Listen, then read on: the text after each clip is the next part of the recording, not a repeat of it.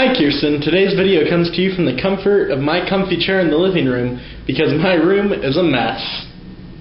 So here's the fill-in, starting in 3, 2, 1. I have no idea about colorblindness. I've never been to a doctor about it. I just know that starting about my freshman year, I couldn't see some shades of blue starting in the darker spectrum, and I would confuse them with black a lot, and then it started to move into the lighter shades, and the really light shades I confused for gray a lot, and it's just kind of started to meet in the middle. However, there are still those few shades in the middle that I can still see. It's just kind of hit or miss of if you can get the right one.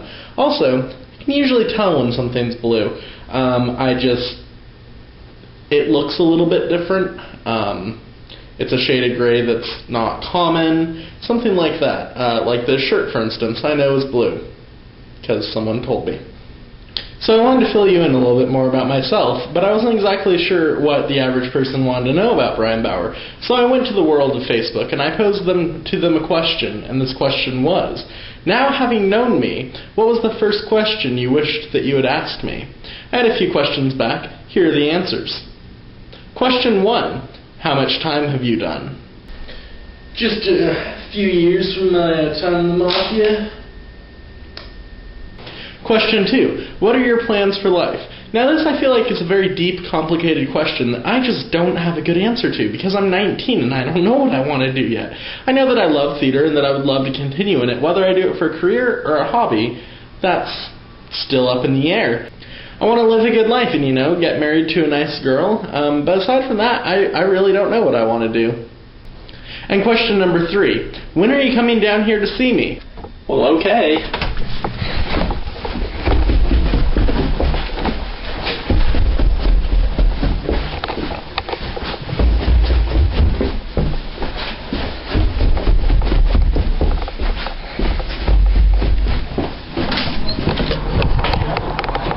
I'm down here, but I still don't see you. And now I told you that I had a surprise for you, and the surprise just happens to do with The Lord of the Rings and your skepticism as to just how big of a fan I am. Now most of the stuff that I'm about to show you doesn't actually come specifically from The Lord of the Rings, but is definitely inspired by it. So first off, we have my Ranger-style Lord of the Rings cloak that a friend made for me, and I've added to it a licensed Gandalf brooch. This is the only thing that is actually from The Lord of the Rings. Second, we have some handmade chainmail that I've made, and this stuff weighs, 10 pounds, and I've handmade every ring and wrung every ring together. And as you can see, it's still a work in progress. It's going to be a shirt. It only goes to about there right now. Then thirdly, we have a longsword, which, isn't from The Lord of the Rings, but is inspired thus by. Very nice, very real, very sharp. And then we have this, which is a real work in progress right now, not anywhere near done. However, when complete, will look very much like an elvish Lord of the Ring bow.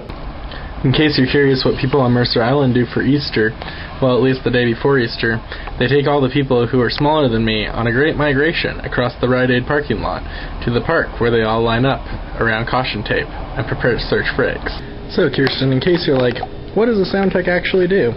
Well, this I'm doing more than just a sound tech job, but essentially I take this pile of fabric and that soundboard and all the stuff that's inside that bag and this piece of scaffolding and that spotlight and all this equipment and all that cable, and I make it into... You'll have to wait until next Monday to see exactly what I make that into, because I forgot to take footage of what it looked like before I left, and the next time I'll be in that space is Thursday. Like I was saying, I'm doing more than a sound tech job for this. I'm a sound designer and line designer, as well as the follow spot operator and the stage manager for the show. I'm thoroughly enjoying this project too, and I hope that it goes on for years, and yeah, a fan base would be nice, but I agree, it should be something that we do just for us. I have like a bubble in my throat.